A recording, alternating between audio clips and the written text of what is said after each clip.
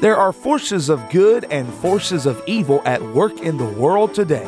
What are these forces? Who is responsible for the good? And who is responsible for the evil? Richard Schaff talks about current events which are rarely discussed by the mainstream media, events that affect us all. This program seeks to identify, to inform, and to equip the believer for what's ahead. Welcome to What in the World is Going On? This is What in the World is Going On. I'm your host, Richard Schaff. Program sponsored by Lincoln Log Homes. We are pro-Christian, pro-American, pro-life, pro-Second Amendment, and here by the grace of God. Where are we in America today? Has our presumptuous arrogance indicated the fall of America?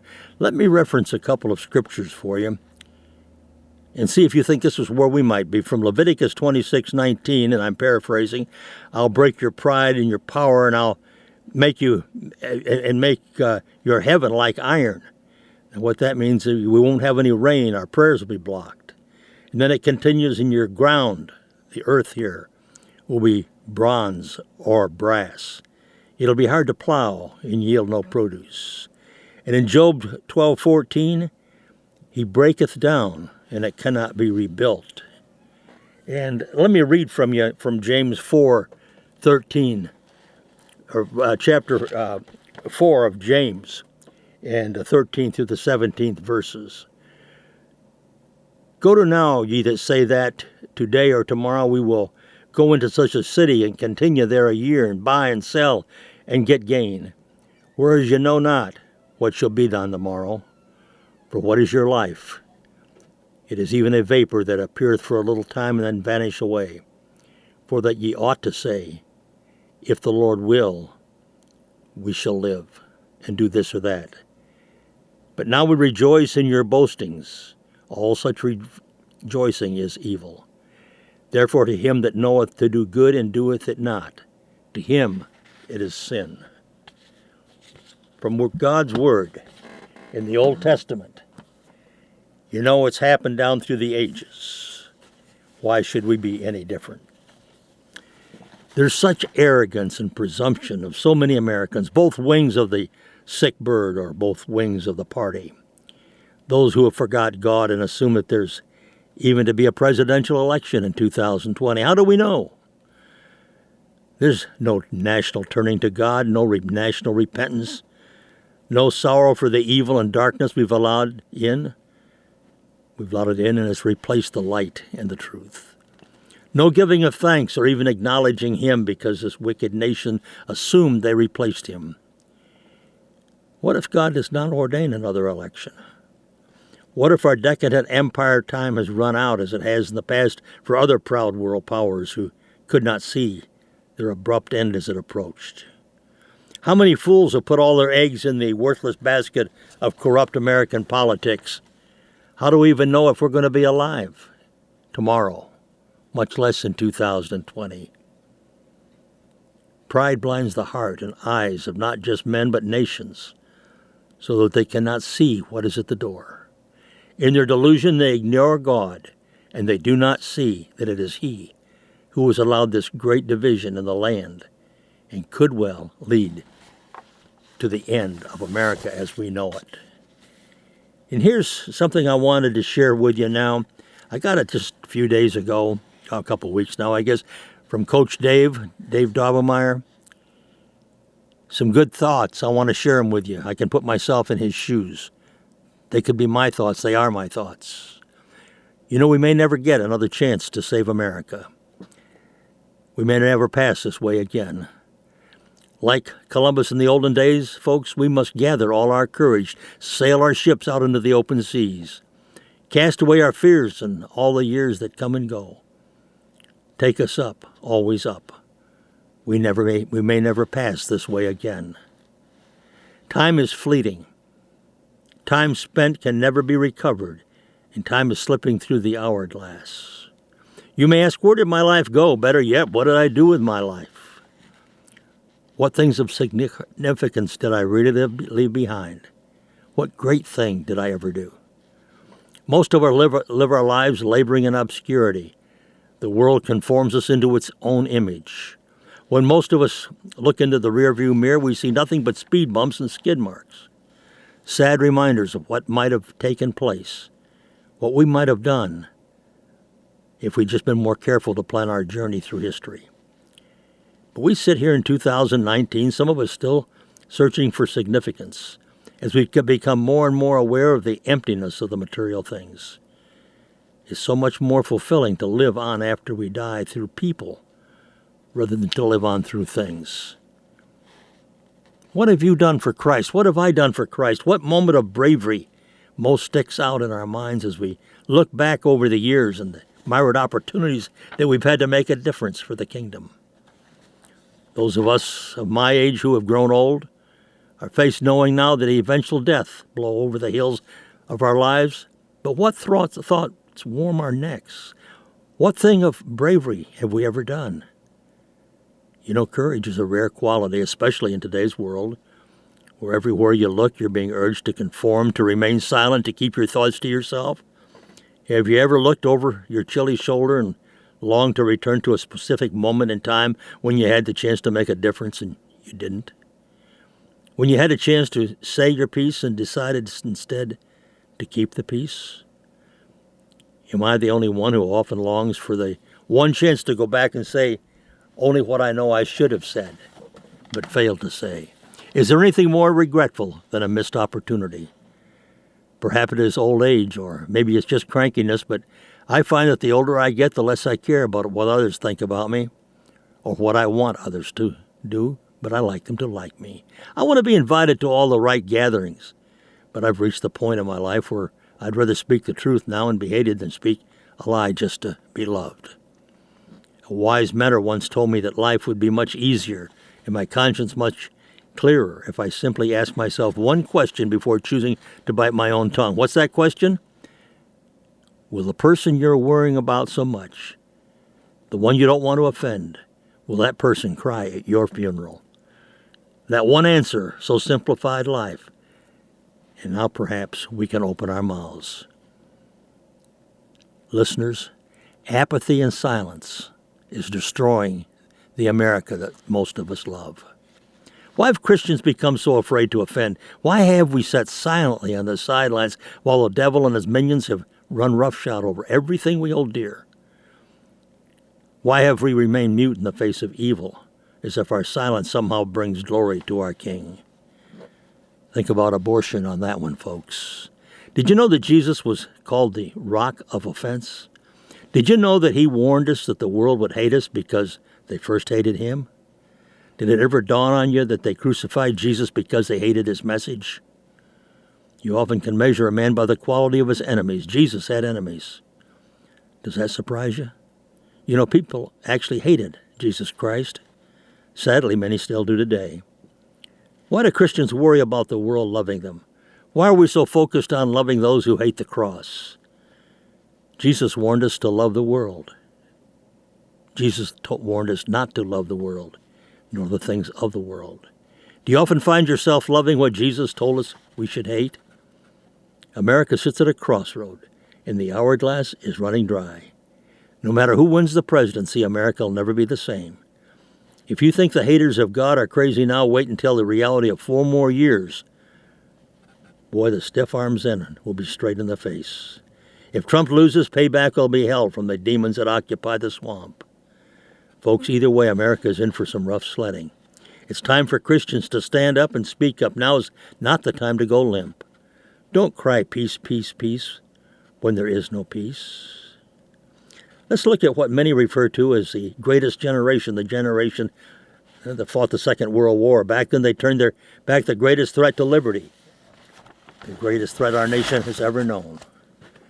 But those of our foreign enemies, all Americans, were united, their common hatred on our common foe. But today our enemies are domestic. Instead of bombs, they use words. In place of guns, they use courts. Mob violence is upon us. Heroes will be made in the next 362 days. Everyday mom and pops must going to have to rise up to the occasion. Now is the time for the voice of the church to ring out. Through the hourglass of times, who can explain why the Lord allowed us to be here now? It's time for us to be brave. We need to sail our ships out into the open seas. Let us not miss this opportunity to defend our king, folks. Don't miss your chance to be a hero. All of heaven is watching. Have you been called into the kingdom for such a time as this? We will never pass this way again. Never, folks. Never. A couple of evangelicals said something I want to share with you. They pointed out that the Dems have impeached millions of Americans into current happenings in Washington, D.C. as we hear this program. Rejecting the House vote to impeach President Donald Trump for abuse of power and obstruction of Congress, a pair of evangelical leaders issued a joint statement saying, quote, that the Democrats didn't just impeach Trump, they impeached millions of Americans. The United States House of Representatives embarked upon the only exclusive partisan impeachment effort in American history, and millions of Americans recognize that the House leadership is not actually impeaching the President of the United States, but rather the policies and people that he represents. Reverend Samuel Rodriguez and Reverend Johnny Moore wrote in a joint statement that they provided that to Newsweek. Quote from them, the Democrats in the House impeached millions of God-fearing, family-loving, and patriotic Americans from the Democrat and Republican parties. Who's Rodriguez? He's the president of the National Hispanic Christian Leadership Conference, and Moore is the president of the Congress of Christian Leaders. God bless our country as we endure this political drama on the eve of the most sacred occasion of our envied democracy, the year of the presidential election. That, their joint statement. Our relentless prayers especially rest with the President of the United States, they said, and continue on all of those who lead us into this utterly partisan disregard of the most powerful tool of our fathers when they gave us to undo a presidential election, which is exactly what this is an attempt to do. Think about it, folks. Think about it. As Trump rips the impeachment, Pelosi's delay in sending it to the Senate. President Donald Trump blasted Democrats over the delay in forwarding his impeachment to the Senate for a trial. After the House impeached him last Wednesday, House Speaker Nancy Pelosi threw uncertainty into the process by refusing to say whether she would send the two articles of impeachment to the Senate or not. Yeah, maybe she's not even going to send it. Well, Trump ripped into the Democrats for not moving ahead.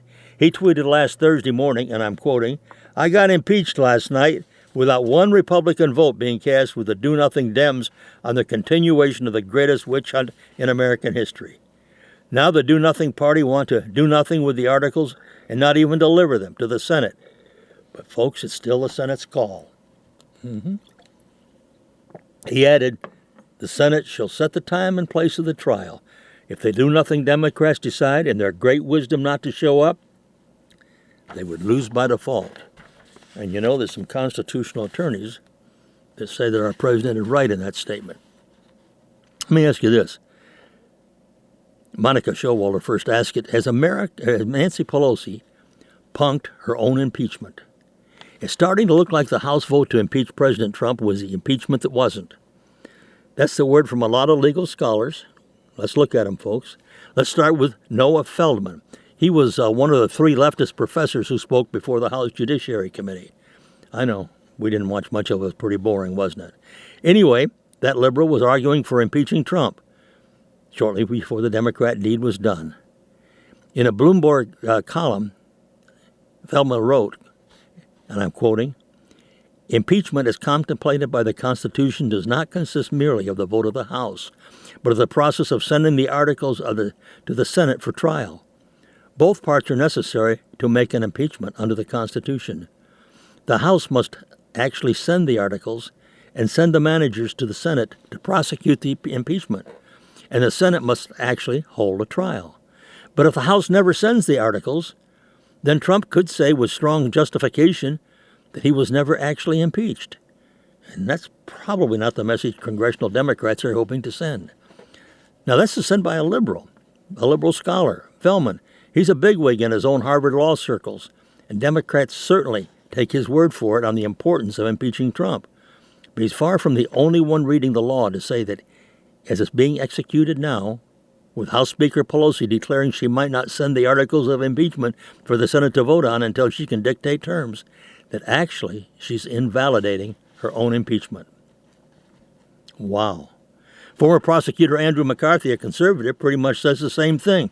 In a National Review column he wrote, and I'm going to quote, Pelosi and her Democrat leadership have convinced themselves there may be advantage in delaying the formal ministerial delivery of the impeachment articles, as if Mitch McConnell were in such a hurry to receive them as Democrats were to conjure them up. The thought is that the latest strategic petulance might pressure McConnell into promising a full-blown trial, including summoning as witnesses top aides of the president, whom the House didn't bother to summon because tangling over privilege issues would have slowed up the works. So it's not a joke, but we still got to laugh on this one. Showalter points out that back when she was a prosecutor negotiating plea deals, she said she always found the most pathetic defense attorneys were the ones who acted like they were playing with the House money, when in stark reality, it was those who needed something from me, she said. Now here's Pelosi trying to play hard to get with McConnell, who I imagine couldn't care less how long Democrats wanted just to dither the thing. In the law, there are many situations in which an outcome is known, but it's not a formal outcome until some ministerial act is taken. Example, a grand jury can vote an indictment, but the defendant is not considered indicted until the charges are filed with the clerk of court. A defendant can be found guilty by a jury, but there's technically no conviction until the judgment is, quote, entered by the trial court, usually months or later when the sentence is imposed. No one, of course, has to explain this to McConnell. As Joel Pollack wrote in a Brett Bar column, you're in Mitch's court now. That's right. He also knows all about it. They forget that a fair trial applies to the accused, not the accuser. That was the way it was. Way, way back. That was established, I believe it was the year 1215. Pollack also notes that even if Pelosi doesn't ship the thing over to the Senate, can vote on it, they can vote to acquit if they want. So it's a lose-lose all around for her, he notes. So all of that hullabaloo over that came out of her as a rushed impeachment vote came about what just might have happened for nothing. The funeral black suit, the hushed inundations about prayers for the country, the declarations that democracy is at stake, the appeal to history, the invocations from the founding fathers, the orders to Democrats to quit giggling and popping champagne corks and pretend for a few moments the whole thing was solemn and it was a humorless affair. Or was all that for nothing? Joke's on Nancy, because if she refuses to ship the thing to the Senate, then the whole impeachment was a joke. And now it looks like she's boxed herself into a corner. Either she sends this thing to the Senate on Mitch McConnell's terms, or there's no impeachment. This should all make President Trump happy. You know, he's still fuming about the whole thing, a very happy man indeed. By all means, Nance, keep our president happy and refuse to ship that thing. If that's the case going down, they send it over. It's going to go down like the Hindenburg anyway once it gets in the Senate. Makes no difference to us. You clowns were still planning on voting for him. You know, we are. But if it makes him happy, we're happy. Comeuppance happens every time the left overreaches. And they've kind of overreached now, haven't they, folks? And let's just go back a little bit here and look at the House in the impeachment. Representative Collins from Georgia, he was the head Republican there. I thought he did a decent job. In fact, I thought he did a darn good job. He points out the Dems trashed rules in quest to impeach Trump. Democrats have trashed rules in the House, trashed decorum, and trashed everything in their quest to impeach Donald Trump because they wanted to undo his 2016 election to the White House. A quote from Representative Doug Collins just this past week. He said it before the House vote on 2 articles of impeachment. They had one purpose, and one purpose only, to undo the election of 2016. That's when their own candidate failed so miserably. Here's a gentleman who came to the White House, whether you like him or not, and the Dems obviously do not like him. All they had was never to let him have an easy breath. That's what they wanted to say, and that's what they're trying to do. Collins added that Democrats are mad at Trump because he's fulfilled his promises to come to Washington and to help Americans through several actions, including tax cuts and making the military strong. They're mad at him because he actually did what he said he would do. You know, Collins noted, that's the part that bothers me the most. He further complained that Representative Schiff, Nadler, House Speaker Pelosi, they're all acting like petulant children when it comes to Trump. They sure are, folks. But now the situation has changed. It's now up to the Senate. And who heads up the Senate? Mitch McConnell. There's 7 indisputable facts about this historic impeachment that historians will note, and they're going to use it to condemn it as folly. Derangement is a mental impairment that causes those afflicted with it to make very bad decisions, often ignoring or disputing realities that would caution them against their self-destructive actions. Even though the leftist-dominated psychological and psychiatric professions refuse to acknowledge it, Trump derangement syndrome is real. It's a genuine mass psychosis, and it is at the root of the impeachment vote that we just had. It's often speculated that the real goal of Democrats is to, quote, place an asterisk next to the president's name. But as the passion of the moment subsides and historians take a longer look, here are 7 facts that will place an asterisk next to this impeachment as a monumental, foolish act of political malpractice. 1. This is the first ever purely partisan impeachment. 2. First ever impeachment advocated by House members before the president took office and took any official action. 3. No crime is even alleged. 4. The first ever impeachment brought less than a year before voters speak again. That's right, less than a year before the next election. Number 5, hearings led by a man who brazenly, extensively, and obviously lied continuously. Take a look at the Nunes versus Schiff memorandum. 6, the Speaker of the House opposed it, but was bullied by young radicals she called the Squad. And 7, impeachment hearings that actually drove the approval rating of the target higher. Think about it, folks. Now to some other happenings in Washington. I noticed with sadness one of U.S. President Donald Trump's most stalwart allies in the House of Representatives, Republican Mark Meadows of North Carolina, said last Thursday he's not going to seek re-election next year and could seek a position to work with Trump in some capacity. Quote from Meadows, "My time serving Western North Carolina in Congress will come to a close at the end of this term." Meadows was a founding member of the Republicans' conservative House Freedom Caucus. And, folks, this man has been a strong leader in the conservative movement in the House of Representatives. I personally was hoping that when he was going to give up his seat, he'd run for the Senate here.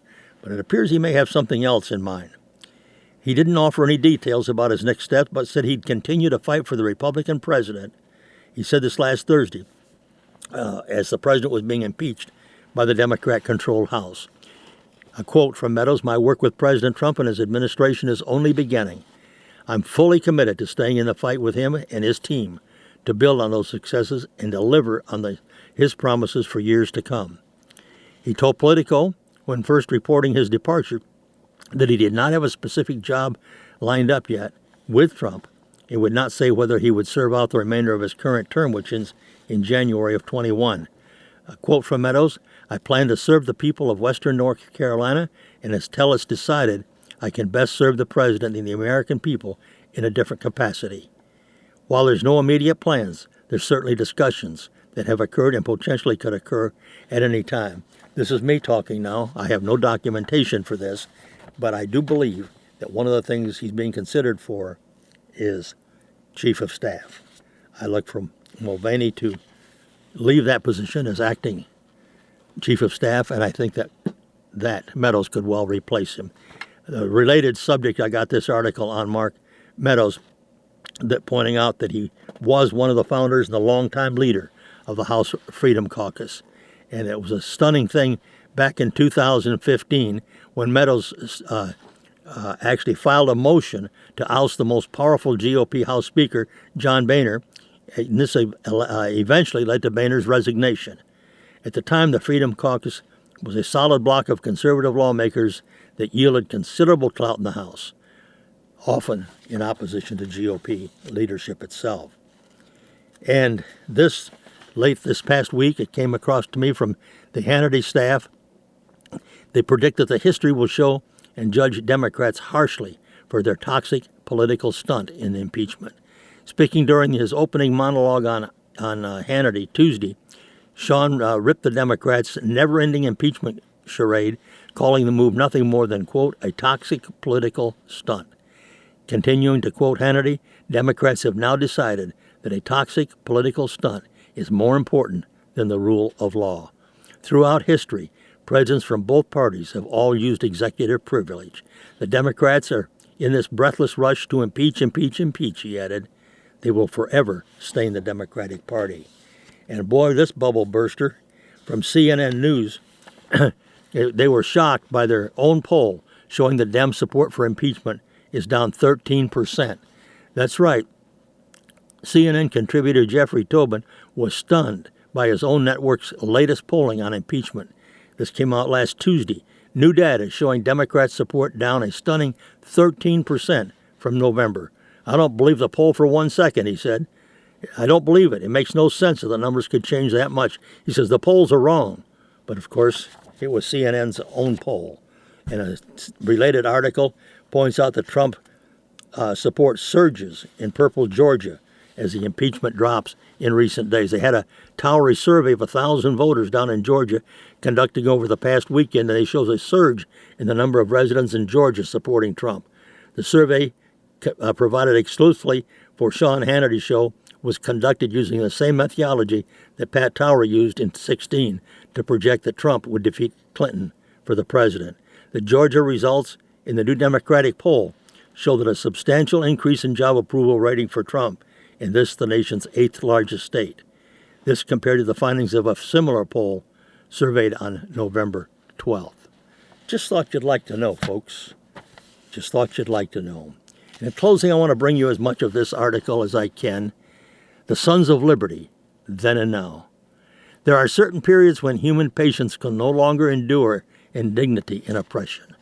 The spark of liberty then kindles into a flame. That was in a letter that Samuel Adams wrote to cousin John Adams, dated October 4th, 1790. Samuel Adams, John Adams, Paul Revere, John Hancock, they're all names of famously associated with the terms Son of Liberty. They're the men that were so vitally important to the advent of the American Revolution and the forming of our country that we refer to them as our founding father.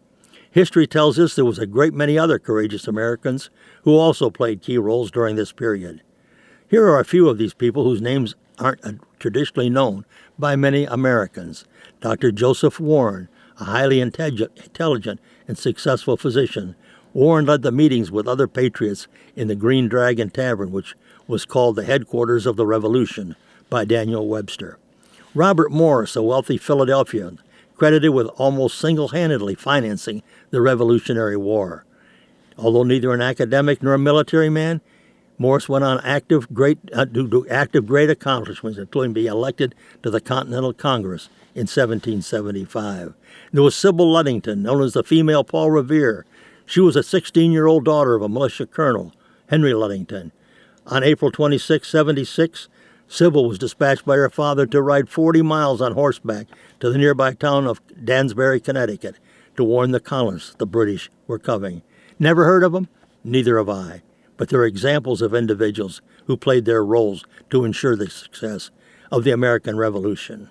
Well, folks, here's a few people that today I think will be recorded for helping save everything our founding fathers fought and died for. Devin Nevis, Jim Jordan, Matt Gaetz, Kevin McCarthy, Mark Meadows, Tom Fitton, John Solomon, Sarah Carter, Sean Hannity. I know there's many others.